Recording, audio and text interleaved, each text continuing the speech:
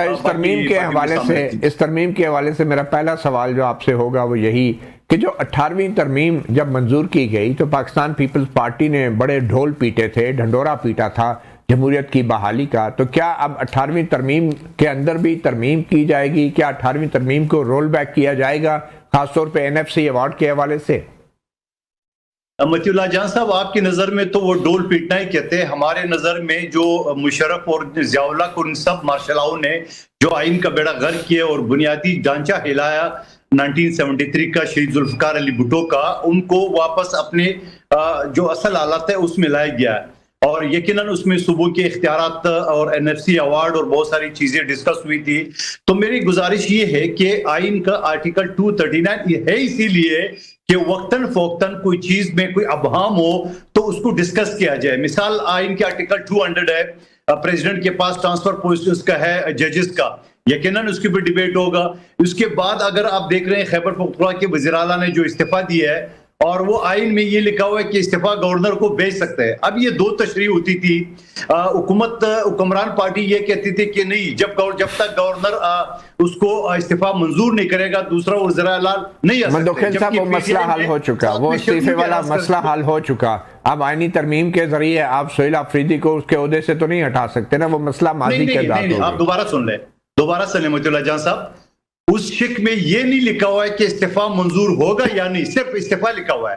تو یقیناً یہ میرا اپنی آئیڈیا ہے کہ ہو سکتا ہے یہ بھی ڈسکس ہو کہ بابا یہ صدر گورنر کے پاس جو استعفیٰ آئے گا وہ منظوری سے مشروط ہوگا، یا اس نے اخبار میں دے دیے، سوشل میڈیا پہ دے دی، اتنی کافی ہے۔ تو اچھا، ابھی آپ آ جائیں NFC ایوارڈ کے حوالے سے، کیا پیپلز پارٹی نے جو شرط لگائی تھی کہ صوبوں کا جو شیئر ہے اس میں کمی نہیں کی جا سکے گی، تو آپ کے مطابق 1,00,000 مرتبہ ترمیم ہو سکتی ہے، تو صوبوں کے شیئر میں اب آپ لوگ رضامند ہیں کہ کمی بھی ہو سکتی ہے؟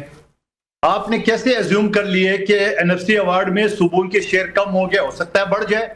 یہ تو ابھی ڈسکشن ہے، انڈر ڈسکشن ہے، اس میں جو تمام پارٹیاں متفق ہوگی وہی ہوگا، جو اکثریت ہوگا وہی ہوگا۔ آپ نے کیسے ایزیوم کر دیے کہ وہ شیئر کٹے گا، بڑھے گا نہیں؟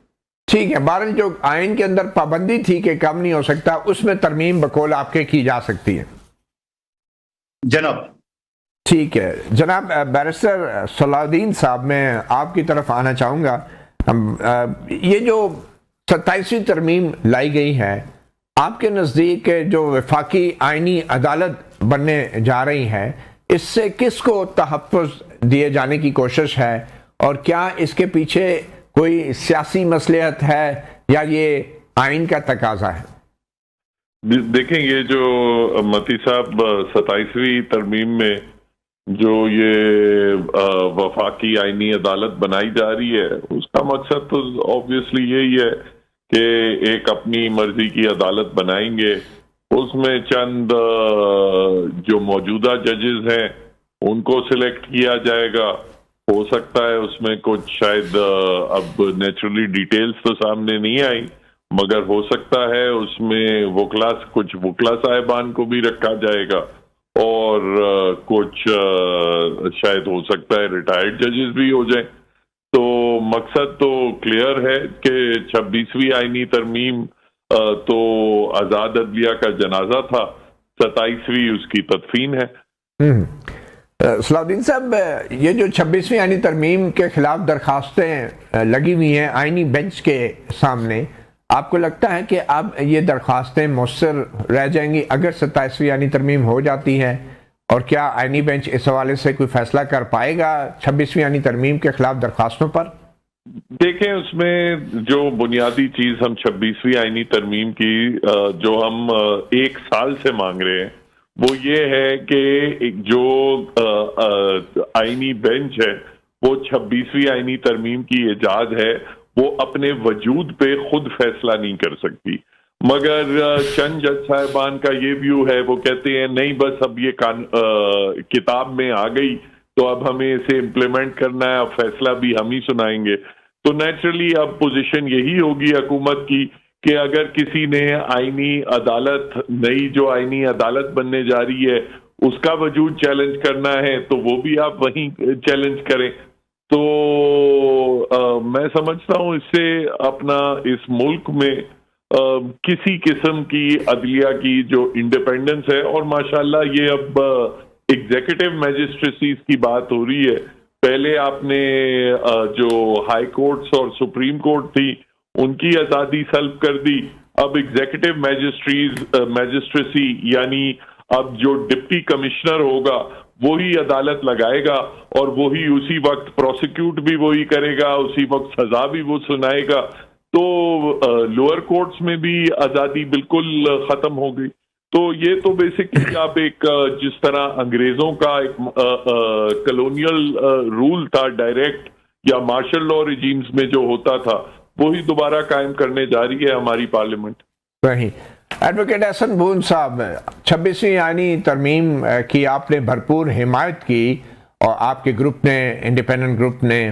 اب 27ویں آئینی ترمیم کے اوپر بھی بظاہر آپ جشن منا رہے ہیں ایڈوانس میں ہی, تو آپ کو نہیں لگتا کہ جو 26ویں آئینی ترمیم کا تجربہ تھا وہ ناکام ہو گیا, آئینی بینچ جو آپ کا بنایا گیا تھا وہ ناکام ہو گیا, اور کیا آپ اپنے اس تجربے کی ناکامی کو تسلیم کرتے ہیں, اور کیا سپریم کورٹ اور ہماری عدلیہ حکمرانوں کا تجربہ گاہ بنی رہے گی, اور اب 27ویں ترمیم میں کیا نئی تبدیلی لانے جا رہے ہیں آپ؟ میں سمجھتا ہوں کہ سب سے سوسائٹی کے لیے اچھی بات ہے کہ اختلاف رائے کو سننا اور اس پہ اپنا اظہار رائے کرنا. جو بات سب سے پہلے مدوخیل صاحب نے کی, میں یہی بات سمجھتا ہوں کہ ہم توقع کرتے ہیں کہ, اور پہلے بھی ہم سے شیئر کیا تھا جب 26 امینڈمنٹ کا ڈرافٹ آیا تھا تو پاکستان بار کونسل سے شیئر کیا تھا, سپریم کورٹ بار ایسوسی سے شیئر کیا. میں توقع کرتا ہوں کہ ابھی بھی گورنمنٹ جب کوئی ڈرافٹ بنائے گی ہمارے سے شیئر کرے گی اور ہم اس پہ اپنی رائے دیں گے. لیکن آپ تو پہلے ہی رائے دے چکے ہیں, آپ نے تو حمایت کا اعلان کر دیا. اگلی بات تو سن لینا, اگلی بات تو سنیں.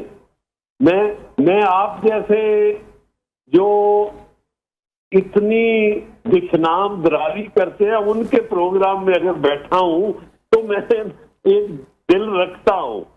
میری بات سمجھ رہے ہو؟ جو اس لیے میں آپ کو یہ بتانا چاہ رہا ہوں کہ میں یہ بالکل میری ڈیمانڈ ہے. میں صلاح الدین صاحب جو ہے نا میرے چھوٹے بھائی ہیں, بڑے اچھے وکیل ہیں اور بڑے اچھے انسان بھی ہیں. ان کی یہ بات کہنا جو ہے نا کہ پہلے اپنی مرضی کے ججز بٹھانا, اپنی مرضی کی عدالت بٹھانا. یہاں سارے ججز جو جتنے بیٹھتے رہے ہیں وہ لوگ اپنی مرضی کے ہی بٹھاتے رہے ہیں, لیکن بعد میں جب وہ چلا جاتا ہے کوئی بٹھانے والا تو وہ اپنی مرضی سے فیصلے کرتے ہیں. کیونکہ میں سمجھتا ہوں کہ انسان نے یہاں اس کا کیلنڈر ہے, اس نے جانا ہی جانا ہے.